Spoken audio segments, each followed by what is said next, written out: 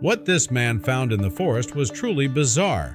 A weirdly bald, tiny rabbit was hiding in one of the bushes. He couldn't make much sense of the animal's appearance, but when he brought the bunny to his local vet, he got this answer: "This is definitely not a rabbit." But before we start, smash the like button and make sure to subscribe if you haven't, and hit that notification bell so that you won't miss any new stories. The well-trained dog was usually very quiet and hardly ever did anything unexpected. But now, the four-legged friend was uneasy. Louis saw his dog circling a particular bush repeatedly in the distance. It was like he was trying to tell his owner something. Louis ran over and inspected the spot where his dog sat, and that's when he saw it. Louis spread some of the branches of the bushes and immediately figured out why his dog was acting erratic. There was an animal hiding beneath the dense leaves of this bush. But it was the weirdest creature Louis had ever seen. "What are you?"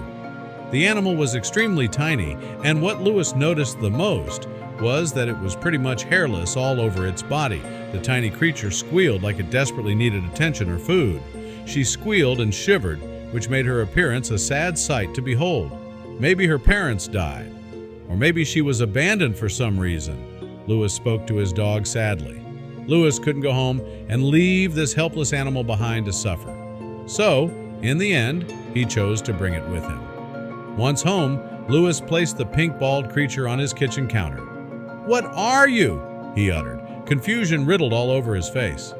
It looked like a small infant rabbit in a way, but if so, then there was something off about it. The baby was unable to open its eyes and looked hungry, intriguing the vet. "I cannot help you like this," Louis said, frustrated. He didn't know what the animal was or what it needed.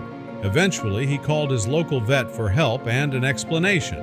He discussed the situation and described the balding animal's appearance over the phone, and the vet seemed intrigued. "Could you come over? I want to look at the animal myself if that's okay with you," the vet said. Louis agreed and drove to the veterinarian's office with the presumed baby rabbit in his passenger seat. Once there, the doctor got to work straight away. A quick inspection was done, and even though Louis's conclusion that the infant was hungry was correct, other questions also arose within the doctor. The doctor injected the small animal with some much-needed fluids against dehydration and also proved a liquid form of substance. This remark surprised Louis, who at least thought he figured out the animal's species. "What is it then?" Louis asked. The vet rolled his chair over to the nearest computer and showed the confused Louis some pictures. With this information, he argued that this animal had no typical features a normal rabbit should have. It has larger ears and 4 legs, but that's it. When I ran my fingers over its belly and felt the organs, some also felt out of place. Louis listened to every word carefully and hoped that a clear answer to what this animal was would come soon. But disappointment followed. Louis agreed that the animal seemed fond of him as he stroked its bare back. "Perhaps you can take it home with you and nurture it for a while. Its determining features might appear if it regains some strength and grows a bit." Louis couldn't argue with this logic and agreed to the proposal. Louis drove home with the animal that day and started their journey of discovery. And it would be a strange one with many weird surprises along the way. Their mission started great though. The mysterious rabbit-like creature ate for the first time, and as far as Louis could tell, it slept well. Louis's dog always slept in a separate part of the house, so he could use the dog's old dog basket as a sleeping place for the hairless creature. All of these things seemed to go perfectly, and the small critter became more and more playful. But by day 3, things started to change. Louis sat straight in bed and felt his heart rate go up significantly. He pushed his bed cover aside and ran down the stairs to see what was going on. At first glance, nothing seemed amiss, but when Louis made his way over to the back door of the house, he saw that it stood wide open. The confused man knew that he had closed it before bed, just like he always did, so seeing it open like that was strange. Lewis turned his head around the corner and saw that his metal trash cans had tumbled over. "That's probably the loud noise I heard," he said calmly. The garbage bags inside the trash cans were completely ripped open, covering his entire patio with trash. Lewis heard loud noises coming from the downstairs area once more, and when the confused homeowner got there this time, he found his house in a complete mess. There was junk everywhere, and Lewis noticed that his pantry had been plundered this time, and evidence was present all over his living room and kitchen. There were torn open food packages everywhere, and the innards of his ground coffee container were spilled all over the floor of his house. And this time, the culprit left a trail. Lewis saw that there were brown coffee footprints all over his floor. They acted like a stamp trail that ran all through his house, and some of them gathered around the sleeping area of his new bald attendee. "Did you really do this?" How could such an innocent-looking creature cause all this havoc? During the following weeks, Lewis watched the small animal like a hawk. He woke up every night to a mess in his house, and when that happened, he documented everything. Lewis also saw that the creature grew quite well. She wasn't just a tiny thing, he couldn't hold it in his hand anymore. The animal's weight and size increased at least quadrupled over a short period of time, and the baldness it had when he found her was slowly disappearing. The white fur grew darker, and it soon covered most of her body. She also became increasingly more playful, and Lewis noticed a bond growing between them. The only annoyance he found with the little critter was that at night she was still quite active. Lewis would wake up to noises and find teeth marks on her furniture legs. Most of the time, there was some form of chaos down there, in the form of something being knocked over or broken. But that thought would not work out quite as planned. Because the very same night he tried out this theory, the same thing happened again. Lewis woke up to a loud bang downstairs and sat straight in bed. The confused man looked at the dog basket beside his bed, and the creature was still there. She sat up straight, just like him, and looked at her new owner with open and kind eyes. If she wasn't doing this, then who did?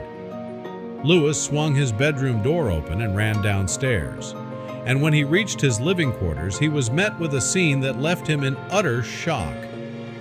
Lewis was immobilized by confusion and doubt about what to do next. What he saw was something nobody could have prepared him for. His eyes were glued to the movement before him, so when the phone suddenly rang on the wall mount beside him, it gave him some initial jitters. The veterinarian stated that he was the one who could help on this occasion because he found out what kind of animal his bald-haired friend was. It's a Chinese naked wombat. They have a bit more hair when they are mature, but they're extremely rare in this region. But one thing still bothers me, Lewis. This animal hardly ever travels alone. Wombat families are tight-knit, and they always travel in packs, taking care of each other their entire lives. Lewis grinned for a moment and then took over the conversation. He said he knew and was looking at the evidence for that now. Lewis still had the phone on his ear, but his eyes were pointed toward the ground, where a group of 6 playful, hungry, and fully grown wombats were scattering through his living room. Lewis explained what he saw, and the description made the vet laugh a bit. It also amazed him, and his half-covered furry companion left the bedroom because of it. She ran down the stairs and rejoined her wombat family. Lewis was in awe of the situation, but then he noticed something peculiar that immediately explained their entry to his home. Lewis followed the second small wombat into his kitchen, and there an unexpected discovery was made. The wombat ran into his pantry and pushed a floorboard aside with its paw, and when he did, a small hole was seen leading straight beneath his house. Lewis never knew this floorboard was loose, but now he knew how this family of wombats got into his home. The truth behind this rampage mystery was finally revealed, combined with the identity of the bald animal he found. But it also came with a sad conclusion. It was illegal to own a wombat as a pet, and Lewis also did not want to keep his friend away from her family by keeping her. The vet came to Lewis's house, who kept the family of wombats indoors by gathering them in his garage and locking the door. They drove the furry family up to a location about 30 minutes away from his home. Once there, a woman opened the gate to a large wildlife sanctuary. "Welcome, guys," she said. Lewis greeted her and introduced the wombats to their new permanent home. They seemed to adjust to the lush green environment well from the start. But when Lewis took a few steps backward toward the excitement, his former bald pet started squealing loudly, not wanting Lewis to leave her side. And that's when the sanctuary owner came up with a wonderful proposition. It wasn't something they usually did, but given the circumstances, they could make an exception. She asked Lewis to come by weekly to visit his wombat friend, and without a slither of doubt in his voice, Lewis agreed instantly. It was the perfect middle ground that would satisfy all parties. He did not have to live in a trashed house anymore and could still see the animal he grew attached to regularly. And the little wombat kept her owner in a way. After about 6 months, the little bald infant had fully grown up to an adult-sized wombat. She was happy and playful and loved living in the sanctuary. Lewis was happy as well. He grew to be a very well-trained sanctuary staff member and looked forward to his weekly visits every time.